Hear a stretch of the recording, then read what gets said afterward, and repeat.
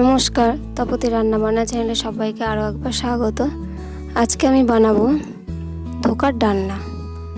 চলুন দেখে নেওয়া যাক রেসিপিটা। এখানে নিয়েছি 150 গ্রাম ছোলার ডাল, আর নিয়েছি 1 ইঞ্চি আদা, 4টে কাঁচা লঙ্কা, চিনি, নুন।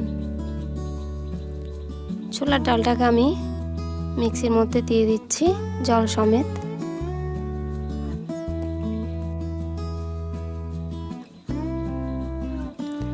এবার দিয়ে দিচ্ছি আদা, কাঁচা লঙ্কা, চিনি আর নুনটা দিয়ে আমি একটা পেস্ট বানিয়ে নেব। কড়াইয়ের মধ্যে অল্প একটু তেল দিয়ে দিলাম, দিয়ে দিচ্ছি গোটা জিরে, দিয়ে নাড়াচাড়া করে নিচ্ছি। এবার আমি ডালের পেস্টটা এর মধ্যে দিয়ে দিলাম, দিয়ে আরও একটু নাড়াচাড়া করছি। জারের মধ্যে অল্প একটু জল দিয়ে এই জলটাও আমি এর মধ্যে দিয়ে দেব। জলটা অবশ্যই দিতে হবে, নাহলে ধোকাগুলো রান্নার সময় ভেঙে যেতে পারে। দিয়ে আমি একটা ভালো করে শুকনো ডো মতন তৈরি করে নেব। এটা হয়ে এসছে, এবার আমি নামিয়ে নেব। একটা পাত্রের মধ্যে তেল মাখিয়ে রেখেছিলাম, এবার আমি এই পেস্টটা এর মধ্যে ঢেলে নিলাম, দিয়ে চেপে চেপে দিতে হবে হাত দিয়ে। ঠান্ডা হয়ে গেছে, এবার আমি একটা ছুরির সাহায্যে এটা কেটে নিচ্ছি।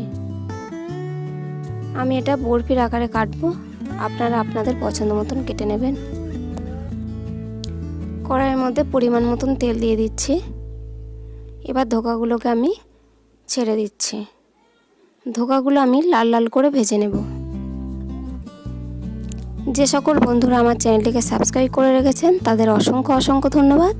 আর যে সকল বন্ধুরা এখন চ্যানেলটিকে সাবস্ক্রাইব করেননি তারা চ্যানেলটিকে সাবস্ক্রাইব করে পাশে থাকা বেল বাটনটিকে ক্লিক করে দেবেন, যাতে নতুন নতুন ভিডিওর নোটিফিকেশান সবার আগে আপনারা পেয়ে যান।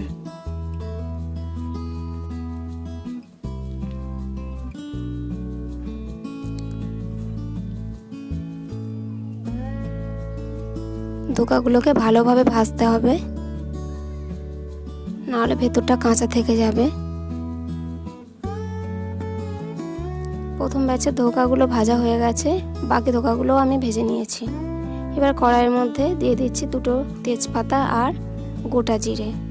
এবার দিয়ে দিচ্ছি একটা মাঝারি সাইজের টমেটো কুচি, কাঁচা লঙ্কা দিয়ে একটু নেড়ে চেড়ে নিচ্ছি। এবার দিয়ে দিলাম আদা বাটা আর পোস্ত বাটা, জিরে বাটা। মশলাগুলোকে ভালো করে আমি কষিয়ে নেব। আমি এটা সম্পূর্ণ নিরামিষভাবেই বানাচ্ছি। এবার এর মধ্যে দিয়ে দিচ্ছি পরিমাণ মতন নুন, হলুদ আর লঙ্কা গুঁড়ো,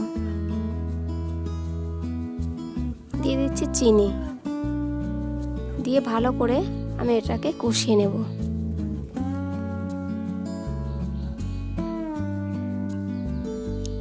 মশলাটা প্রায় কষানো হয়ে গেছে, এবার আমি এর মধ্যে জল দিয়ে দিচ্ছি।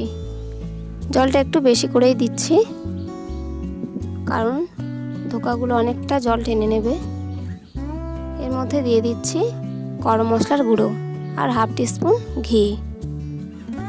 ঝোলটা ফুটে গেছে, ধোকাগুলো আমি এবার দিয়ে দিচ্ছি।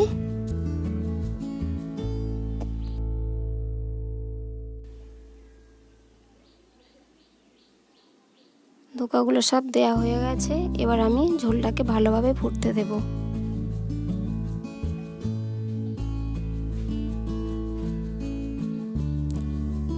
হালকা হাতে এগুলোকে নাড়াচাড়া করতে হবে, নাহলে ধোকাগুলো ভেঙে যেতে পারে। আমার এই রেসিপিটা যদি আপনাদের ভালো লাগে তাহলে প্লিজ লাইক, শেয়ার ও কমেন্ট করবেন। তৈরি হয়ে গেছে ধোকার ডালনা। বাড়িতে অবশ্যই একবার ট্রাই করে দেখতে পারেন। সবাই ভালো থাকবেন, সুস্থ থাকবেন। দেখা হচ্ছে পরের ভিডিওতে।